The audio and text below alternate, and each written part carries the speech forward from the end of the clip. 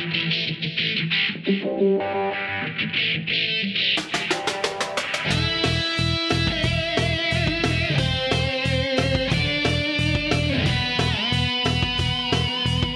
is Software Engineering Radio, the podcast for professional developers, on the web at SE-Radio.net. SE-Radio brings you relevant and detailed discussions of software engineering topics at least once a month. SE-Radio is brought to you by IEEE Software Magazine, online at computer.org/software. Hello, this is Tobias for Software Engineering Radio. Today I've got with me the two co-authors of the new book SBT in Action, Josh Surratt and Matthew Farwell. Welcome to the show. Hi. Great to be here. Although some of our listeners might know you already through past books and talks, I'd like you to say some sentences about yourselves, who you are and what you're doing. Sounds good. Hi, I'm Josh Surratt. I am a senior software engineer at TypeSafe. We're the company behind Scala Aka Play. I'm currently the tech lead for the build-in automation team. Internally, we call it Q because we like James Bond, I guess. That is great. So you're kind of a playing, like playful company as other companies. Like that. Yeah. Plus, the term build-in automation is a little flexible in terms of what we do. So my team's kind of the whenever there's some emergency to put out, we try to do it for other teams, kind of a thing. Great. And Matthew? Hi, my name is Matthew Farwell. I work for Nexthink in Lausanne in Switzerland. I'm a member of the SaaS team there. So I've worked on open source projects before. I've contributed. I have a general interest in code quality, and I'm the lead on the Scala Style project, which is a static checker for Scala. So how come you both got together to write a book on SBT?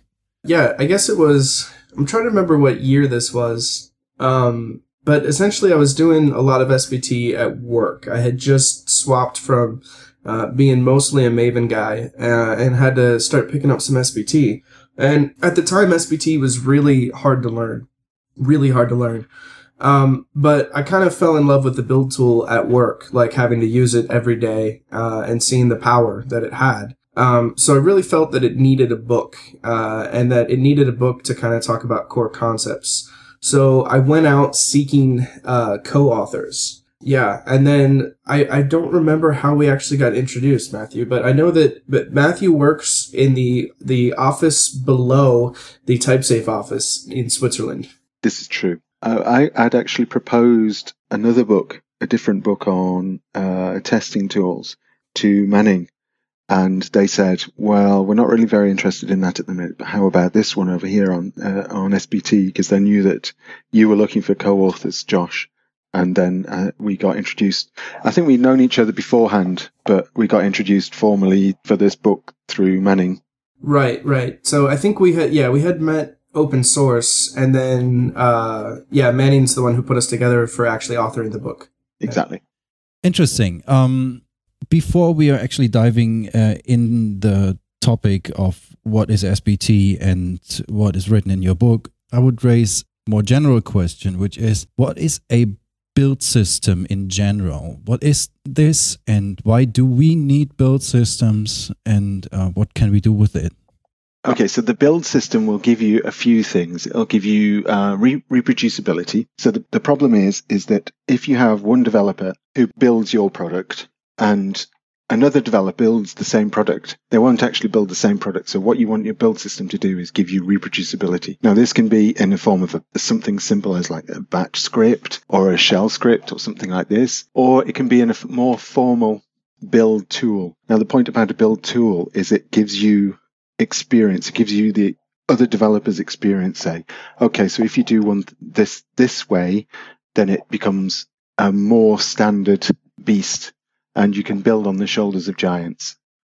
Yeah, so I actually have been working on a blog article about what is a build tool useful for. And Matthew did a great job framing out chapter 1, of our book, which really covers why you need build tools. But, if you look at it kind of historically, what we first started out with is exactly what Matthew said. You start out with nothing, and the developer would run, C++ on a file and get a .o, and then have to make that into a binary. And you want consistency, so you want to script this. So you create a script that does that. What I would differentiate that as that is the build, the script. And then when you move into build tools, you need to provide something useful above and beyond just scripting. And that's where standing on the shoulders of giants kind of fits in. Somebody else has defined a basic, template for what C++ projects look like. This is true in, for example, automake, right? You run configure to see what a computer has, and then you run make to actually build against the libraries and things that exist on that computer, and its architecture. And that's a C++ style thing. That design is forced upon you by the build tool. But the beauty is you don't have to write all of it from scratch. You're using what other people have done, good ideas that they've put in there, and reusing them. So that's kind of a build tool needs to differentiate from the core. And I would say you need 3 components in build tools of today. The first component is you need the ability to define higher level tasks than the shell provides. These are things like, here's a bunch of source code, go make me a binary out of it. Here's a bunch of Java files, I want a jar. Here's a bunch of C++ files, I want a shared library for Linux. That sort of thing. The second thing that build tools do nowadays that's kind of a mandatory is caching. The ability to not redo work. This is kind of the main advantage over shell scripts these days. Is if you have already compiled a file, you don't want to have to recompile it if necessary. So that's kind of a big thing now. You're seeing a lot of really cool build systems come out, like the one from Facebook called. It's got a weird name, but it's based on Google Blaze. That has just really amazing caching. That's kind of a new theme in build tools. But the third thing you need in a build tool is what I call dependency management. And these are dependencies of tasks. So knowing that this task needs to run this other task before it can run, that's something you get above and beyond shell scripts. Guaranteeing that files exist before you touch them. But also dependency management includes, say, libraries, like looking up libraries that you would like to use. Make and configure is another good example. You need to look at the dependencies of the system that you need before you build the project. So I would argue that modern build tools are mostly composed of 3 things. This extensible high-level task system, really, really solid caching, and then dependencies across tasks, dependencies on the things on the machine, and dependencies on some sort of ecosystem for your project. Like, Ruby gems, you need to depend on those in your rake builds, that sort of thing. So when you're saying standing on the shoulders of giants, do you think that you can have a multi-purpose build system, or do you think single-purpose build systems are good as well? So you have this build system for C files and the great build system for Scala projects and things like that, or do you think that there's a way of having everything together in one system? So if I can take a shot at that, my argument would be that the build system will generally be better for the language that it is written in, mostly because that's the language they're using to write the build system, so the build authors see the issues. There's nothing inherently, I would say, making a general purpose build system not feasible. It's more a matter of the amount of investment the community does in it. We as software developers tend to create communities around a language or an ecosystem. And to the extent that people cross between these ecosystems, a build tool can cross between the ecosystems. But if those ecosystems never cross, you kind of miss out on having the same, a good experience in a general purpose tool and not in the general purpose tool. For example, the JavaScript build tools right now are super focused on JavaScript, which, as you know, JavaScript distributes as source.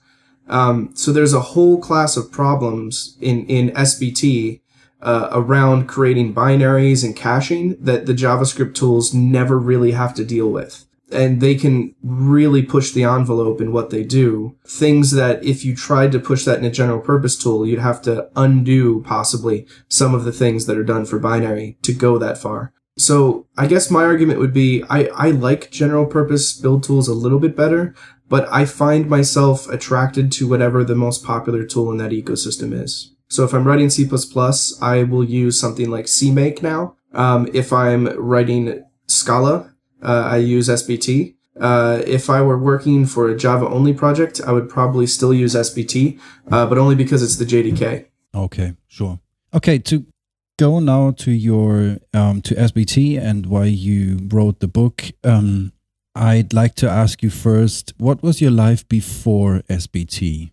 What build tools did you use? And why did you get to SBT? Well, personally, for me, I've used pretty much everything. I've used Make and I'm still using Maven and Gradle professionally, but I also use SBT. I've been using all of them for a long time, basically. Okay. And Josh? I started off with plain old Make and AutoMake. I fell in love with the -J option back then for parallel Make, because I was building for a distributed C cluster thing. Worked my way towards Ant, and then I became really big into Maven. Contributed to a bunch of Maven plugins. For my company, we actually ran internal releases of a bunch of Maven plugins, like the Maven JavaScript plugin. We were early to the Web 2.0 JavaScript phase, so we had invested a lot in Maven and JavaScript at that time, and contributed to the Maven Scala plugin and getting that sucker stable. So yeah, it was I brought Maven into 2 different companies that I know of. Okay, wow. So kind of a big history and a lot of knowledge about build systems. So having talked about build systems, what is SBT then? And where is the difference to other build systems out there? I think the key differentiator in SBT comes in its evolution. SBT kind of started out with Scala development was a little slow. The compiler took longer than Java, and all of the existing tools were designed for a very snappy compiler, where you can literally run Java C by forking a command line process and it doesn't take too long. Scala was very different. The compiler does a lot more work.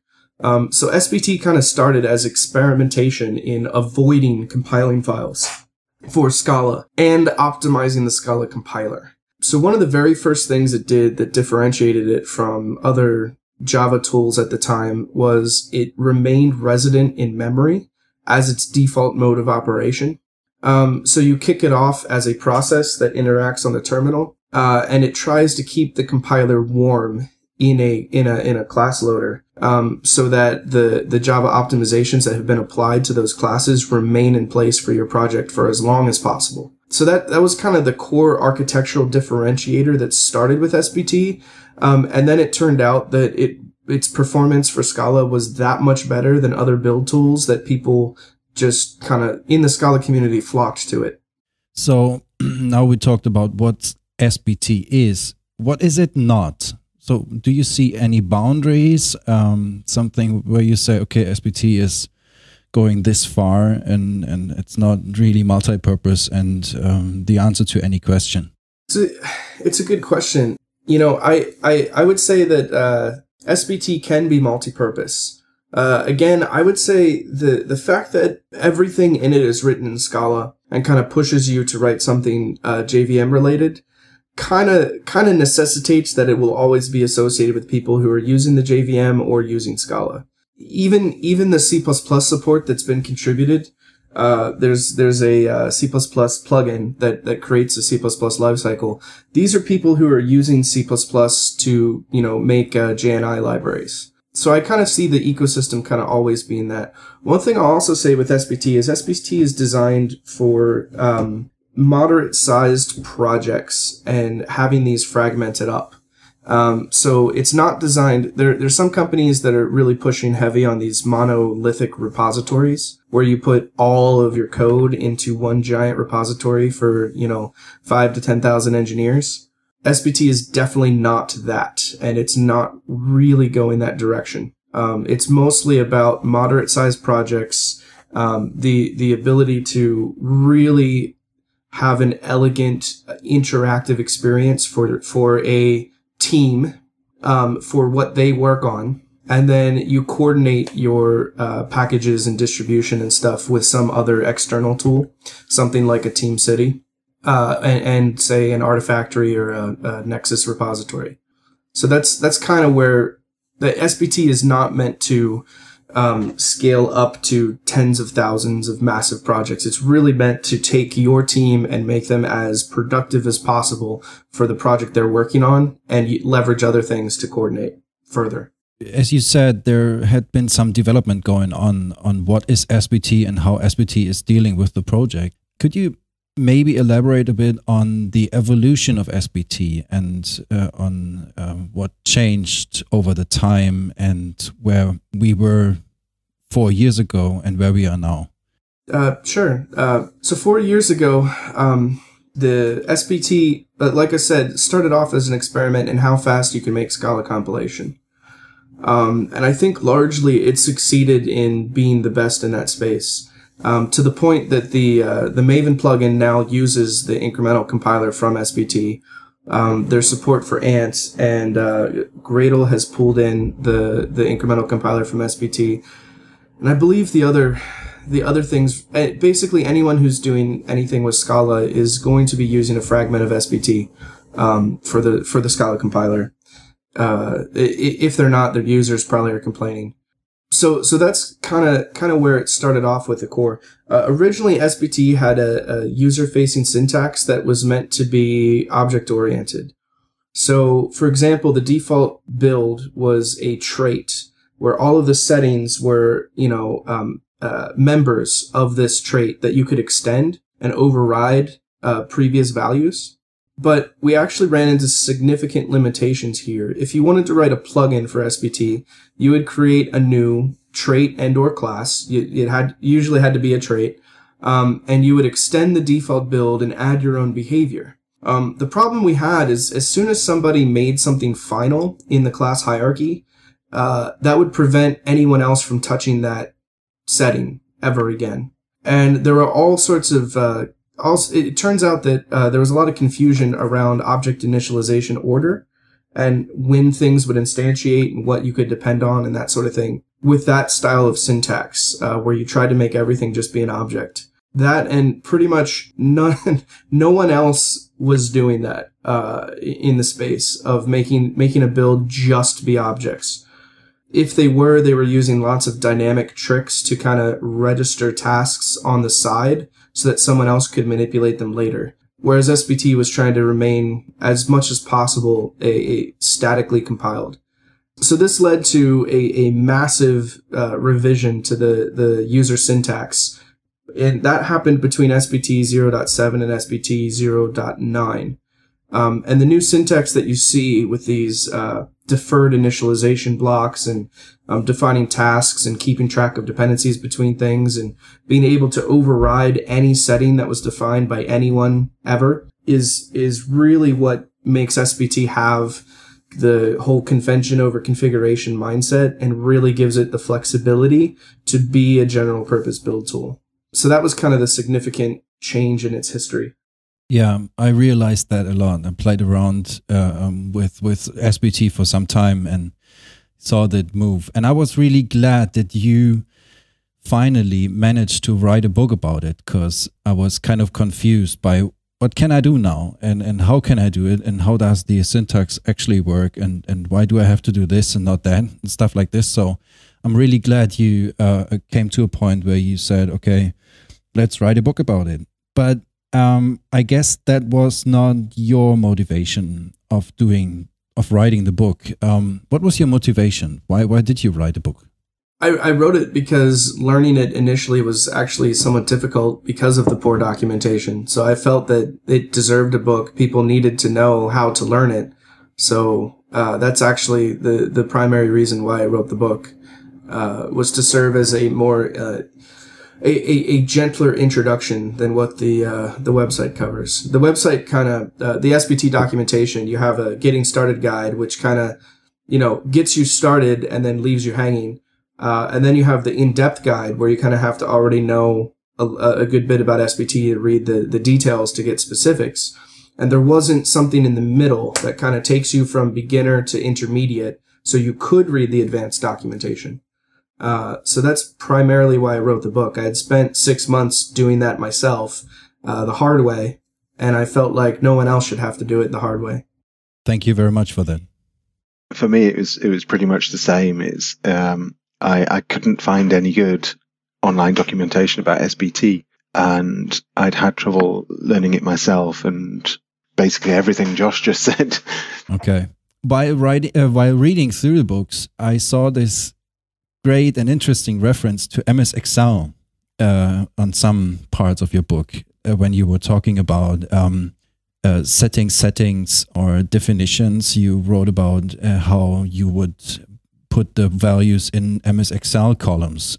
Why did you do that, and what is the reason behind that? We actually had a lot of interesting feedback on that section. It's one of those sections that people either loved or hated. But the MS Excel section is specifically because I think MS Excel is the most familiar functional programming environment of any developer out there. So even if you've never touched a functional programming language, you've probably had to do Excel at some point in your life. And it gives you a lot of the fundamental concepts of what people try to attain with functional programming. For example, if you want to compute data, you need to create a new cell that contains the result of the computation. And then if you want to use that again, you have to reference the previous cell that you just created for the next computation. And that notion is, quite simple, but when you're trying to describe a lot of the reasons for doing things or how it works under the covers, most people can see the MS Excel spreadsheet. But if I were to use the terms from functional programming, probably it would just sound like I was being pompous or something. Okay. Interesting approach, though. Really liked it, and I guess people will definitely understand what you were talking about in that topic and in this chapter. Going a bit deeper into SBT, you have this chapter on core concepts of SBT. And if you want, I'd like to split them up between you two. And the first would be the initializations are code. What does that mean? So initializations are code. This is there's a phase in a build when it is loading. One thing that's interesting, if you were to compare SBT with like Rake or Gradle, both Rake and Gradle, when they run through the build file, they are directly manipulating some build state somewhere where they are like pushing tasks into the build state or altering configuration in the build state. In SBT, we didn't really want this dynamic nature. We wanted to be able to inspect who had touched something and what had happened. But you need this programmatic ability to alter build state. So we created this thing called initializations. An initialization is essentially a function that runs when the build is loading, that starts. It's a block of code that will do things to the build state. That's what initialization is. But in addition to just running the function, it manually keeps track of all the dependencies that you're touching in the build state. So if you wanted to run the inspect command in SBT, you can actually see which settings affect other settings. You can see if I want to affect compile, here are the settings which it uses from its initializations and touches. So here's the setting that I configured to touch things. It's meant to give you the kind of visibility that you want out of static analysis, is what that's all about. Okay, you used the word settings. What is a setting, and why is there a difference between settings and a definition? So the SBT build format basically has two things that you can define in it. Besides import statements, you can import libraries and things or plugins. There are settings and there are definitions. So a definition is like a raw Scala method or a value. You can define these are static. They're initialized as part of the class that the build is, but it's literally just raw Scala code that's instantiated as if it were in a static object. And so that's, convenience things and stuff, but not something you're really going to be manipulating by the build. But it's very useful to have helper methods. And the other critical thing for definitions is defining new items in the build state of SBT. So SBT is all key value based. You have keys and keys have values. You can define a new key. We have open extension. So if I want to store a new value, for example, for C++, of what the arguments are for C++, I can define a new setting key that will store a sequence of strings, which are the arguments to the C++ compiler, that someone can define later. Someone can set later, I should say. So I can define the key as a value that people can make use of later in the build. That's a definition.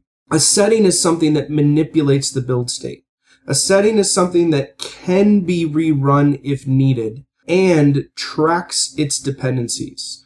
So the idea here is if I set the C++ compiler flags, there's going to be a setting that says this key should have this value.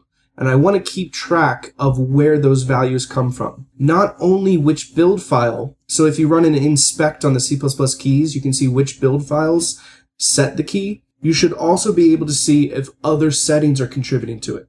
So for example, the C++ flags that I pass might actually be defined by the architecture flag for what I want to build for. So I should be able to know that it depends on the architecture flag, and I should be able to change the architecture flag dynamically and recompute the new C++ flags because I've kept track of this dependency relationship. This is where that Excel example comes in. In Excel, if I change the value of a cell, the other cells that depend on it are updated automatically. This is the same case with SBT because we're tracking dependencies between how we compute a value. And that's the setting system and the initialize system. That's what that does. You want to put a value in a key, but we're going to remember how you computed it. So we can do some optimizations so you can dynamically change your build, and kind of try out different things. Another good example is, for instance, the compilation options for the compile compilation and the test compilation are related, and one inherits from the other.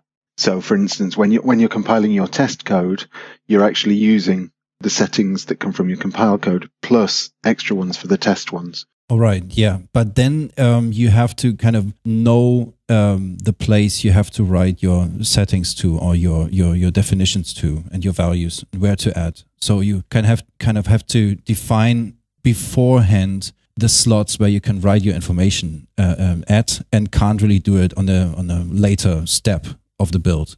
Yeah, this is actually, I would say, one of the hardest aspects of learning SBT is knowing where to put your settings initially. In the book, we have a whole chapter where literally, I call the chapter the inspect chapter. SBT has a command called inspect where you can look at a task or look at a setting and see what it depends on. And this is the most valuable tool in all of SBT is I want to change how compile runs. I can go read the SBT docs and maybe the answer's in there.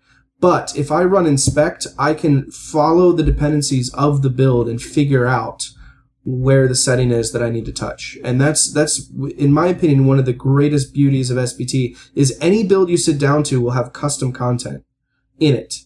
But I can actually inspect the build and learn where to put my change. It might take me a little while, but I can figure it out. And so, in the book we have, I guess it's not chapter 3 anymore, it's chapter 4. But there is a chapter which tries to go through the default build to give you a notion of where to look to put your settings, where to assign things to make sure they show up. But that is the most difficult aspect of learning SBT or defining like a default build, is saying, this should be an extension point that people will use. I need to document this, or this won't be an extension point. If all else fails, you can redefine a task with your own value, but you want to allow people to reuse default behavior and just configure it to work the way they want, as opposed to re-implementing as much as possible.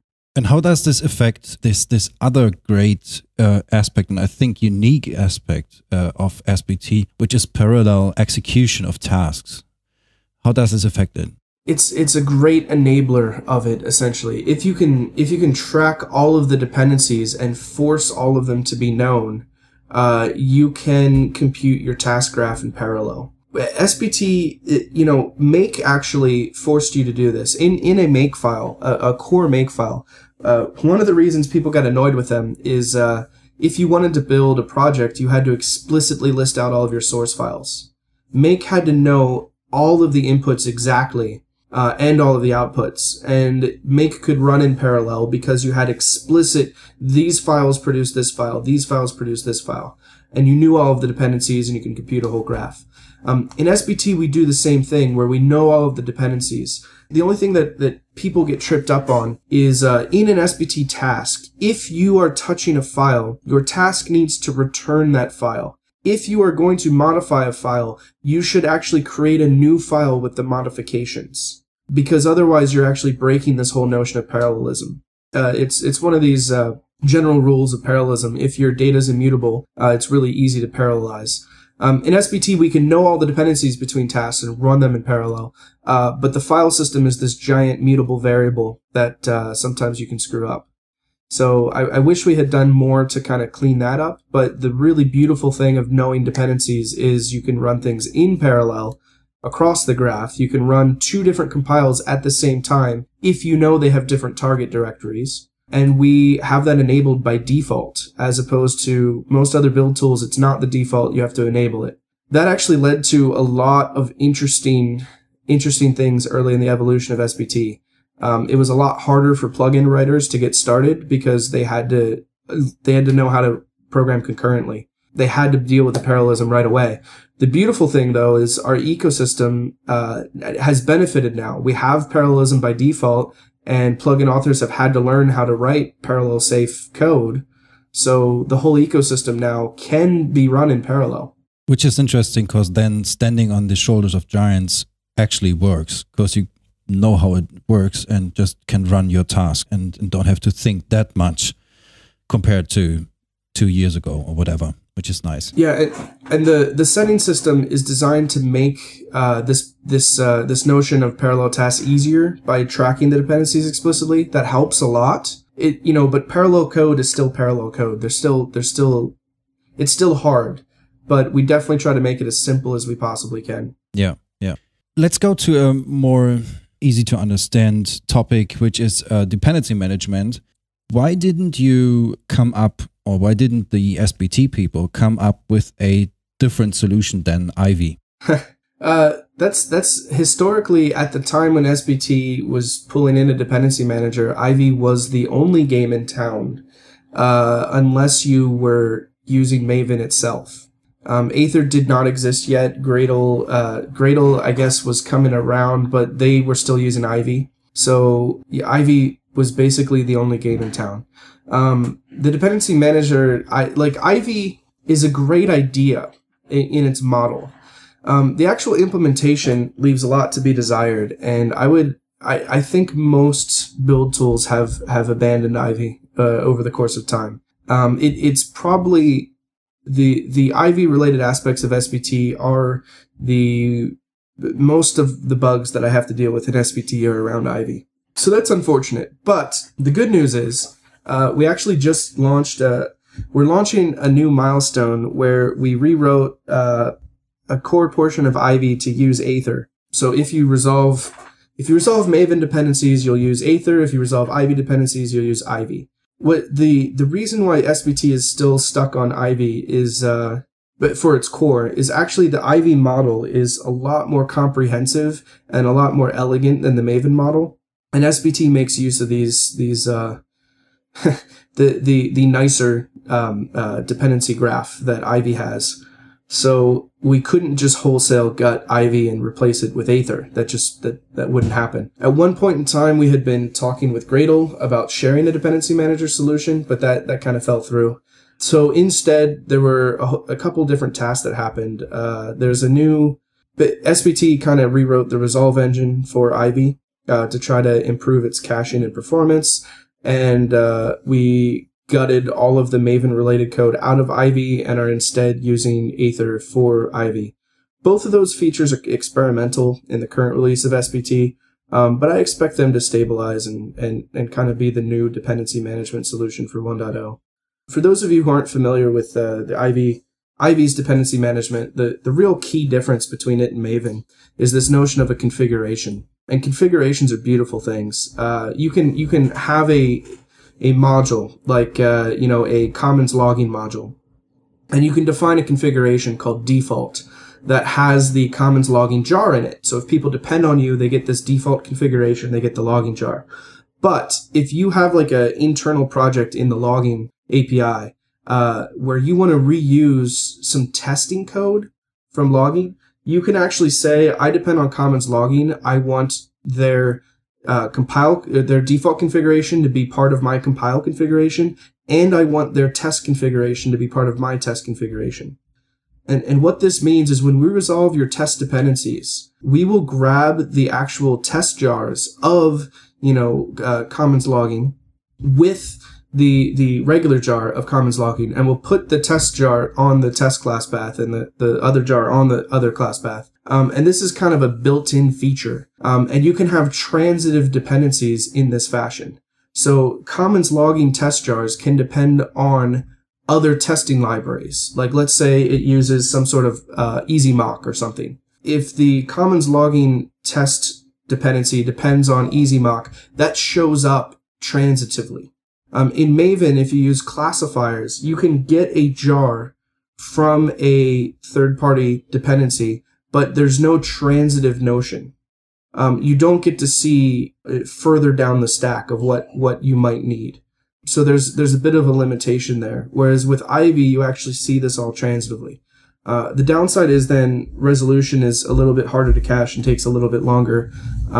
Plus the actual implementation of Ivy's resolution is generally inefficient to begin with. So that's kind of been like I said, it's been a massive pain point for SBT, but there are some really cool features SBT has that are specific to this configuration notion. As an example, one of my favorites is Scala. Scala actually supports compiler plugins. So you can actually have a plugin to the Scala compiler which alters how things compile. There's a few things that use this. There's things that do static code analysis where they will literally just sit beside the compiler while the compiler runs and kind of issue additional warnings. These are the linting tools and that sort of thing. There's some which actually rewrite your code. So when it sees a syntax tree, it will try to rewrite it to be more performant. The one that I like there is the OpenCL plugin. Will actually try to rewrite collection-based code to use OpenCL and the cool supercomputing stuff from that, or I don't know. It's not really supercomputing. It's graphics engine computing. Yeah. I don't know. It's graphics engine. So these plugins are dependencies that your project has to compile, but they're not dependencies like on any of the standard Maven class paths. So what SBT's done is it's created this new configuration called I think it's Scala C plugin is the name of the configuration. And you can define dependencies where you say my Scala C plugin configuration depends on these things. And when Ivy goes to resolve, it gets all of it together. So if I have dependencies that bump my Scala 2.11.3 to 2.11.4, this will also affect my compiler plugins if necessary. It kind of all happens in this big bundle. So that's kind of the nice aspect of it. Whereas if we were to do this with, say, Aether, we'd literally need to have two separate notions of module or artifact. We'd have to have one for the dependencies you compile with, and we have to have another notion of artifact for the Scala compiler plugins. We'd have to run resolution twice. Yeah, so essentially we've kind of locked ourselves into this model of how to do dependencies in SBT because we really liked it. Okay. Yeah, totally understood this, and we'll see how that goes in future releases then. You both touched a lot Gradle and Maven and Make, and we talked about them for various reasons. A general question which came up a lot after I asked around what to talk about with you is, where's the difference between Gradle and Maven and Make, and why would you use SBT over Gradle? And is there a situation where you would say, okay, let's use Gradle here, or even Make or CMake or whatever? Okay, so for me, the fundamental difference between Maven and something like Gradle and SBT is the Maven is a declarative build system. So what you specify in your POM, which is where you declare your build, is you say, okay, I want this plugin to run and this plugin to run and this plugin to run. And it says, okay, I've got a number of phases. I'm going to fit your compile into this phase. Okay, so it prepares the resources, it then compiles your Java, it then packages your Java. And you can say, okay, I want a particular plugin to run in a particular phase. And you're declaring the set of things that you want to do using XML. So you're using an existing plugin and you're defining your build depending on XML. With Gradle and SBT, your tasks are actually defined not in XML, but they're defined in either Groovy for Gradle or Scala for SBT. So you have access. It's a fundamentally different model. As in the SBT and the Gradle, you have access to actual real code. So if you, one of your tasks in your Gradle or SBT build, you want to copy a file, you call a method on a Java class which copies a file. In Maven, you have to do it via a plugin. So you have to have a plugin, or you can do it using an existing plugin. Like, for instance, there's a Groovy plugin for Maven and there's an Ant plugin for Maven. So Maven is declarative, uses XML, whereas SBT and Groovy are task-based and they're actually written in code. The difference between Groovy and SBT is less clear as far as the build itself is concerned, but Gradle is written in Groovy, and SBT, you write your build file in Scala. So Gradle is actually written in Java. The surface syntax is Groovy. But one thing to add there with Maven, I want to throw in Ant actually. So Ant was task based, but there's a big difference between Gradle and SBT's task based system and Ant's task based system, and that is that Gradle will allow you to redefine a task, and SBT will allow you to redefine a task later from some sort of default implementation of a task, right? So in Ant, you can define a task, and then that task is set for the Ant build. You cannot change it. There's also no default available task to do standard things. When Maven came around, it provided this common model where if you wanted to compile a Java project, here's how it worked. If you didn't like how it worked, it got in your face and basically said, don't do this, or you have to get really dirty with plugins. And that actually was very healthy for the Java ecosystem to try to push some standards and conventions.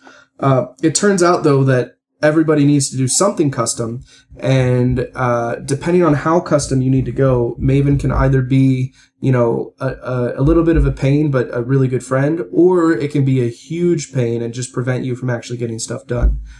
It really depends on how far you deviate from that model. Because of how the plugins work and that sort of thing. We also had a hell of a time getting Scala to fit in the model because at the time you couldn't control plugin ordering, and you couldn't control the order in which plugin tasks would run in a phase. They just would get appended depending on how they were declared, and you couldn't change the defaults. So that was a mess. They've sort of fixed that, but it's still, some of the fundamental problems still remain. What Gradle and SBT add above that, is this ability to redefine a task. If I don't like the default compile task, I can just throw my own in there. If I don't like the default test task, I can throw my own in there. We have clients that are using Gradle, we have clients that are using SBT, and we have clients that completely customize the entire lifecycle of their project, all the way down to the compile task. And that's definitely something that's a little bit easier to do in SBT and Gradle, but it also has that, default convention. It's less strict about it. So there's some people that think this is a really bad thing to be less strict about the default convention. To me, it's a matter of what you need in your company. If you really need to strictly enforce this is how all Java projects were built, Maven is a great option to really heavily push that. But if you need some flexibility because, things differ here and there and you want to be able to do that quickly, a build tool like Gradle or SBT is a far better choice. When it comes to Ant, I hesitate to say anything, mostly because I think the fact it doesn't provide a default build is basically its only major flaw at this point. That's the reason everyone started to abandon it and go other places. Okay, sure. And it's those huge XML files nobody actually can read.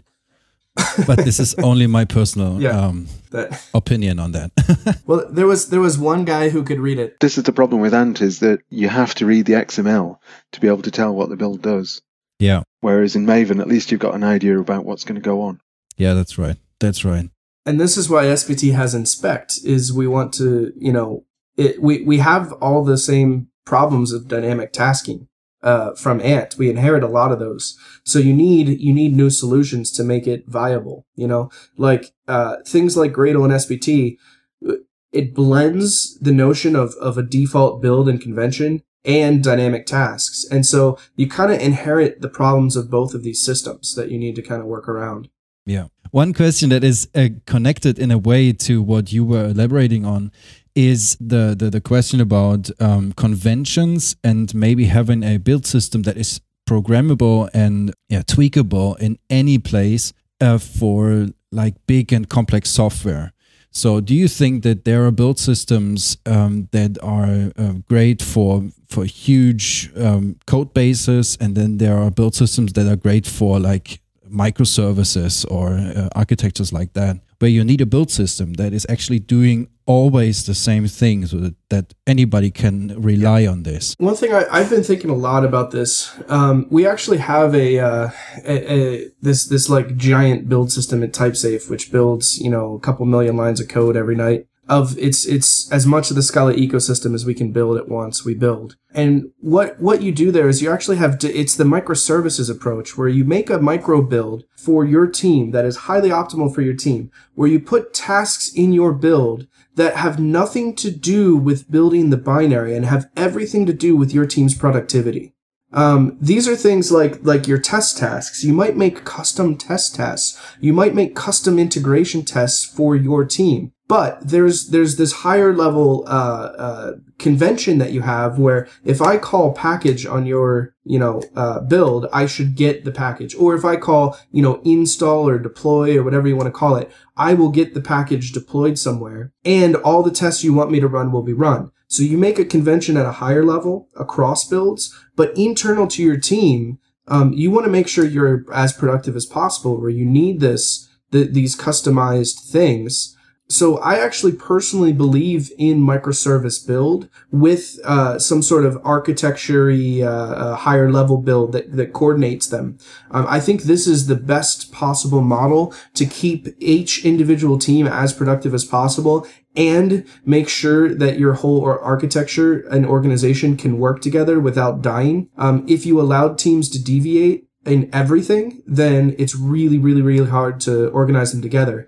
But I don't think the restrictions that you make need to be as heavy as a lot of build tools kind of push it. When I worked at Google, it was they have a Python based build tool, and it's very similar to Maven. You define like, I want a Java binary, and here's my input, but you cannot control at all how the compile runs or any sort of individual additional task. If you wanted to create something that would just run a little script here or there, it was kind of a pain in the butt, and developer productivity kind of suffered because of that. But overall, developer productivity was amazing in the sense of they had really good caching across teams. They could share artifacts and things. I'm a big fan of trying to push this microservices approach a little bit. There's more cognitive overhead when you have a split layer like that. But if you have a company of 10,000 people, you already have split layers. You already have some macro layers and some micro layers going on anyway. Sure. So that's my 5 cents. How about you, Matthew? Well, to be quite honest, I've not had that much experience with the large, massive builds that you're talking about. But if you have hundreds and hundreds of these projects, then you want everything to be as similar as possible. So it's worth it, at that point. For instance, you could use Maven, because if everything's the same, then you would have defined your plugins to use to be universal. So you probably wouldn't have a problem in you'd want everything to be exactly the same everywhere as much as possible. What we've done with this build tool at TypeSafe that I was talking about, where I think we're at like 1 million lines of code that we run and test. This is something which builds the nightly version of Scala, with including breaking language changes, and then rebuilds all of the community projects. So all the core libraries that you rely on, and it does it every night. And the convention that we enforced upon people inside of SBT, because right now it supports SBT and it supports the Scala build. The convention is every time you run publish local, all of everything that you need to build comes out of publish local and into a Ivy or Maven repository. Doesn't matter which one, it needs to go into one of the two. And every time we call test, all the tests you care about run. So this is actually in the community now. If I go to any project and I call test, I know all the tests that they care about run. And if I call publish local, I know all the jars that they distribute are included in there, including if they want to distribute, tar DGZs or whatever, or Debian files or whatever. That has to get into the publish local phase. But because those are the only two conventions we've applied to all the builds. So internally, they can do whatever kind of crazy things they want, source generation, whatever. They even database testing and that kind of crap. But at an aggregate, we have a common, these two tasks are the interface, and it's working out really well. If you want to prevent people from going too crazy and make sure those two tasks always work, you do need something which runs and enforces that they work correctly. The amount of time it takes to get one of the projects in Scala that wasn't using this system to then use this system, it's a non-zero amount of time to push this convention if they never had the convention before, right? Like, you need something that enforces the convention. The beauty of Maven today is it already enforces the convention. But I really do think the notion of microservice builds and these architectures, like something like Team City even, as being these, the up and coming way of the future. Yeah.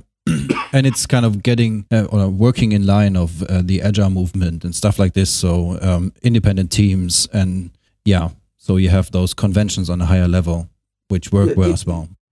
The other thing I've never really seen is I've never seen one company only use a single build tool for everything.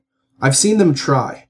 I've been at a bunch that had these restrictions to only use a single build tool, and yet there were lots of nested build tools within that build tool. So having these conventions and micro builds and microservices, I feel like it's a reality. You can try to push as far to one direction of away from microservices, or you can go too far the other direction. But I think living in the middle is actually a good place to be.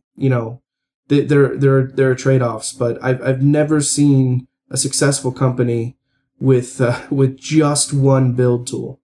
I should say I haven't seen many.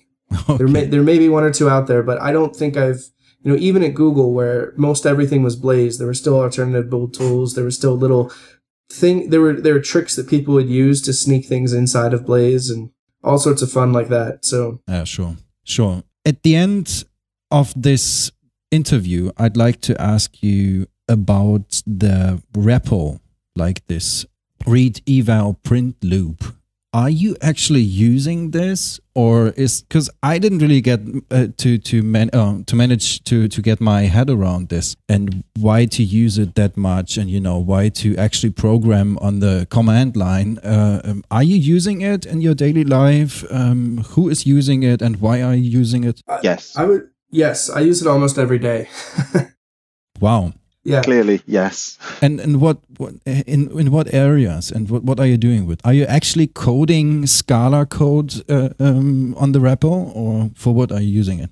Yeah. Okay, well, personally, I use 3 types of REPL. There's the actual Scala REPL, which you can just, find out the syntax for something, or, just play around with something and make sure that it's right before you put it into real code. Then there's the SBT REPL, which is the Scala REPL, but it adds all of your dependencies in, which is brilliant if you're in a project, because you can explore an interface and you can say, okay, you can do tab completion and this sort of thing for finding out method names and that sort of thing. And then the third one, which I use is which is an extension of the REPL, really, is the Scala Ide Worksheet, which is like a REPL but on a page in an editor in Eclipse.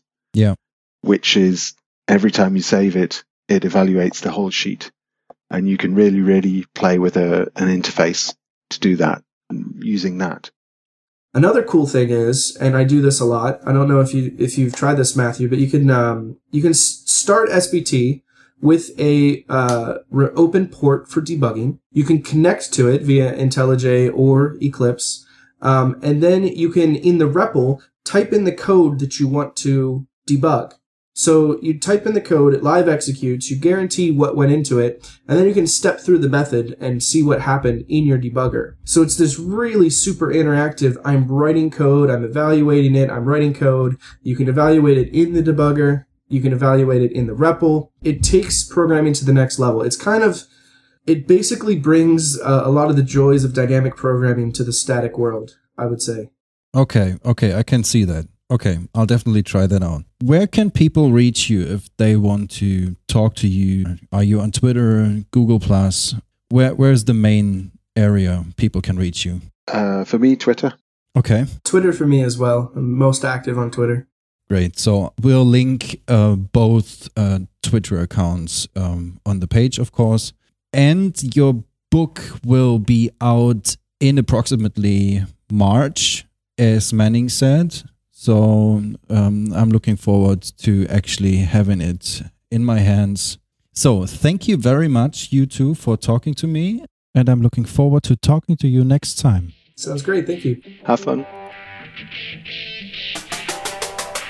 Thanks for listening to SE Radio, an educational program brought to you by IEEE Software Magazine. For more information about the podcast, including other episodes, visit our website at se-radio.net. To provide feedback, you can write comments on each episode on the website or write a review on iTunes. Mention or message us on Twitter at SE-Radio, or search for the Software Engineering Radio Group on LinkedIn, Google+, or Facebook. You can also email us at team@se-radio.net. This and all other episodes of SE Radio is licensed under the Creative Commons 2.5 license. Thanks again for your support.